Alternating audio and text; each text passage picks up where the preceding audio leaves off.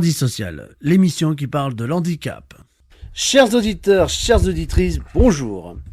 Aujourd'hui, j'ai le privilège de recevoir un invité spécial, donc Sébastien Panier, éducateur au SAVS Rive Droite, accompagné de Sébastien Cruz, usager que nous avons eu dernièrement lors de notre émission Handi Social numéro 2. Bonjour messieurs. Bonjour. Alors, Sébastien Panier, pourriez-vous nous parler du SAVS Rive Droite et qu'est-ce que vous faites ?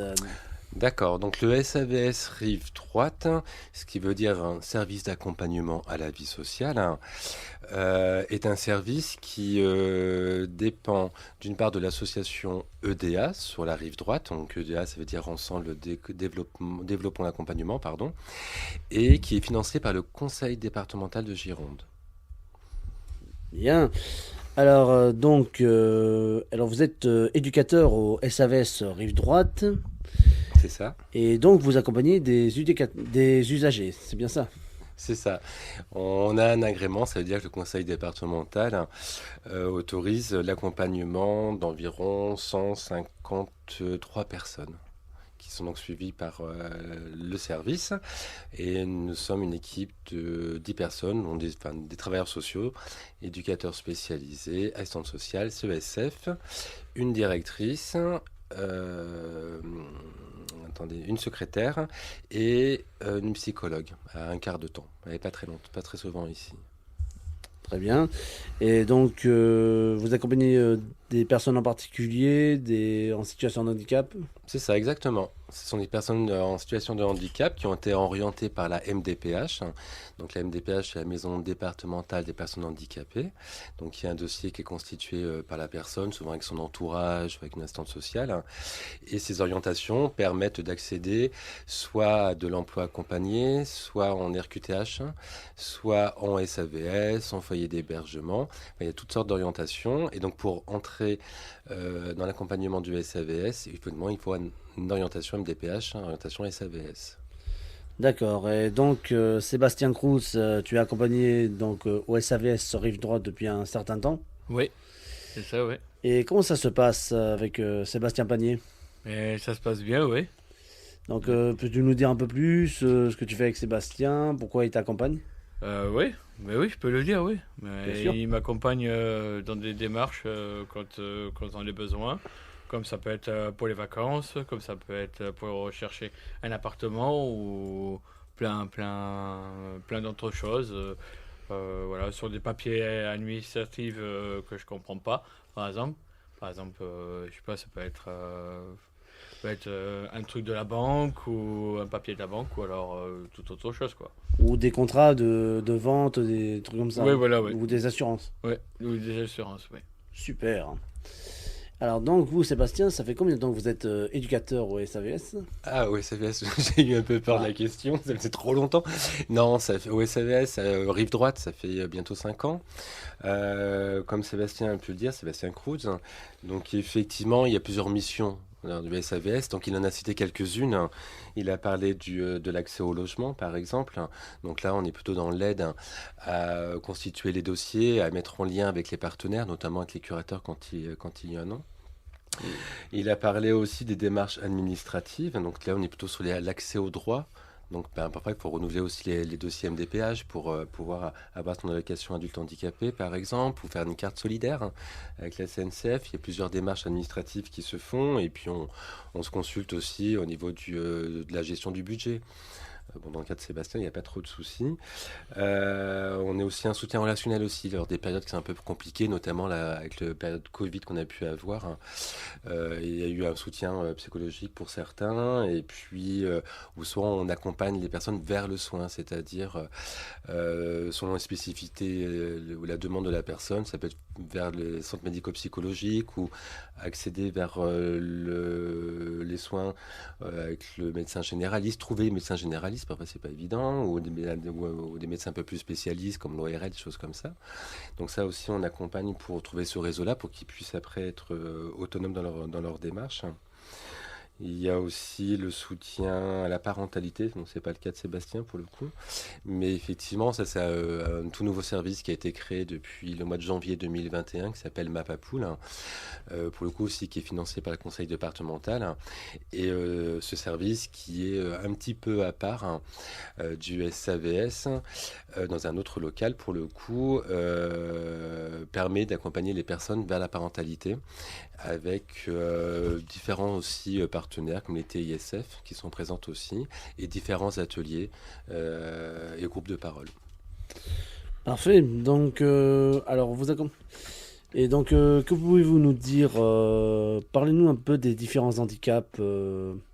Est-ce vous accompagnez des différents handicaps dans le SAVS ou est-ce qu'il y a d'autres structures qui accompagnent d'autres? Oui, tout à fait. Le CVS, là, on accueille donc des adultes en situation de handicap mental ou psychique. Psychique stabilisé. Pour le coup, ça veut dire que c'est des personnes qui adhèrent complètement à leur traitement, qui sont autonomes dans leur vie quotidienne et qui ont juste un besoin de soutien sur les démarches administratives ou la vie quotidienne pour s'organiser, etc. Quand le soin prend trop le pas, où ça devient très difficile, où on fait que de l'accompagnement médical, là, c'est besoin d'une orientation SAMSA. SAMSA, ça serait comme un SAVS, mais avec du soin. Ça veut dire une coordination d'un médecin, d'infirmière, ce qui n'a pas lieu dans un SAVS. Et après, pour des personnes qui ont des handicaps plus spécifiques, il y a d'autres services plus spécifiques que le nôtre, c'est sûr. D'accord. Et donc, mis à part l'accompagnement, vous avez dit que vous faites aussi des activités avec les usagers. Ouais, tout à fait. Ce qu'a pu dire un petit peu Sébastien aussi, ben, il y a aussi accès à la culture et aux loisirs, hein, pour permettre aux personnes d'être un peu moins isolées et de faire d'autres rencontres ici, d'apprendre aussi à pouvoir utiliser le train, certains transports en commun pour aller à la plage, pour aller voir une expo, des choses comme ça. Mhm. Donc effectivement, on essaie de proposer certaines sorties, surtout pendant la période de l'été, et quelques activités aussi dans l'année. Après, il y a des ateliers qui sont un peu plus spécifiques, hein, avec plus une adhésion, comme le théâtre, hein, où là, on travaille plus en partenariat. Donc il y a une troupe de théâtre qui existe depuis plusieurs années, ça vous connaissez bien, Jordan. Mais bien Vous en sûr, faites les partie photos depuis un flagrants. moment. Et donc, il y a en partenariat avec l'OCAC de Senon et le théâtre en miettes qui est à Bègle.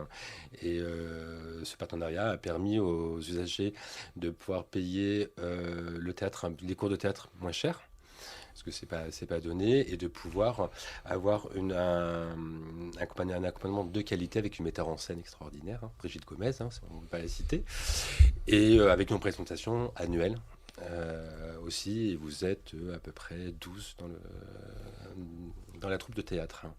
Et après, il peut y avoir aussi des ateliers un peu plus spécifiques sur le travail, la reconnaissance des émotions, qui est plutôt animé avec une éducatrice et la psychologue. Il y a aussi, donc là à nouveau, ça s'appelle le jeu compétences. C'est pareil pour développer aussi des compétences avec des mises en scène. Voilà, on essaie le but de SAVS, c'est pouvoir vraiment d'acquérir le plus d'autonomie possible et de pouvoir quitter le service aussi pour pouvoir faire les choses par soi-même. Donc c'est pour ça que c'est plutôt un travail aussi où on n'est pas un service seul. La priorité, c'est de créer beaucoup de partenariats, un grand réseau, pour que les personnes puissent se saisir de toutes les personnes qu'il peut y avoir autour de ressources pour elles, quoi. D'accord. Et donc, Sébastien Crous, peux-tu nous parler, est-ce que tu fais éventuellement des activités avec le SAVS, toi aussi, éventuellement? Oui, je peux en faire, oui, quand c'est proposé. Je reçois par courrier une feuille. Donc, oui, il y a plusieurs activités à faire, quoi. Soit aller à Arcachon, soit aller autre part, au cinéma, ou ça peut être au bowling aussi. Et puis aussi, après plein d'autres choses, quoi. Après, quoi. Ah oui, donc, Et ah oui, les donc, émotions aussi, oui. ah oui, je voyais Sébastien, Ouais. Panique qui vous faisait le signe et tout. Oui, parce que vous avez participé, vous, à l'atelier, pas l'activité reconnaissance des émotions. Oui. L'atelier émotion, oui, ça je l'ai fait, oui. En plus, cet atelier émotion, mais ça parle de nous, quoi. Soit la colère, Et la tristesse, ça parle aussi. Et il faut savoir maîtriser, quoi. Savoir maîtriser sur la colère, autant que la tristesse, autant que autre chose, quoi. Ah oui, donc savoir bien connaître un peu l'émotion des autres Ouais. et donc avoir de l'habilité sociale. Ouais. Parfait. C'est ça, ouais. Eh bien, messieurs, avez-vous à dire quelque chose par rapport à l'handicap ou souhaiteriez-vous dire quelque chose aux personnes ordinaires?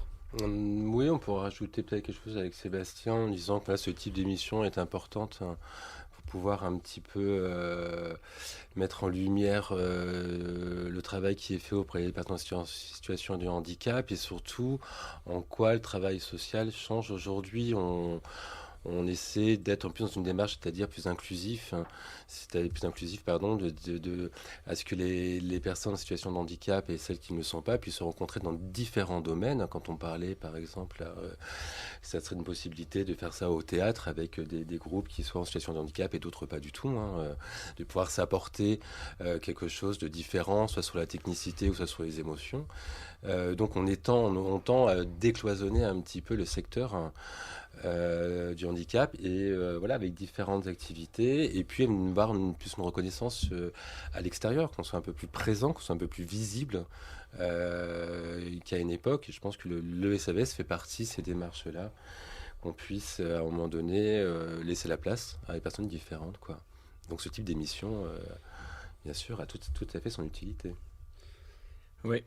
Et quand je pourrais dire aussi, ne pas se laisser faire aussi par des personnes comme moi. Ben, c'était récemment, je me suis fait faire par deux gars avec la boxe du coup qui sont venus vers moi. Donc, du coup, ben, voilà, ils m'ont titillé un peu sur l'offre et tout ça. Et donc du coup, ben, je sais pas pourquoi je leur ai dit oui alors que j'aurais préféré dire non, quoi. Donc je souhaite tous aux autres handicapés de pas se laisser faire contre ces personnes-là. Ah oui, donc de ne pas se laisser arnaquer, entre autres. Voilà, ouais, c'est ça. Eh bien, chers auditeurs, chères auditrices, n'oubliez pas une chose. Que l'on soit handicapé, que l'on soit normal, il ne faut pas se laisser faire. Faites-vous accepter tel que vous êtes. Et surtout, ne vous laissez pas influencer par des agents handiphobes et ne laissez pas les autres vous obliger à devenir ce que vous n'êtes pas. Faites-les accepter tels que vous êtes. Partout, il y a des gens qui sauront vous accepter et vous aimer et aussi vous intégrer dans le monde avec les autres. Alors, quant à vous, les personnes ordinaires, nous ne sommes pas des bêtes de foire. Alors, si vous avez des trucs à nous dire, dites-le nous. Mais nous nous demandons une chose, d'être respectés et de coexister avec vous. Voilà, messieurs, sur ces belles paroles, je vous souhaite une bonne journée et à bientôt pour une prochaine émission de Handi Social, l'émission qui parle de l'handicap. À vous les studios.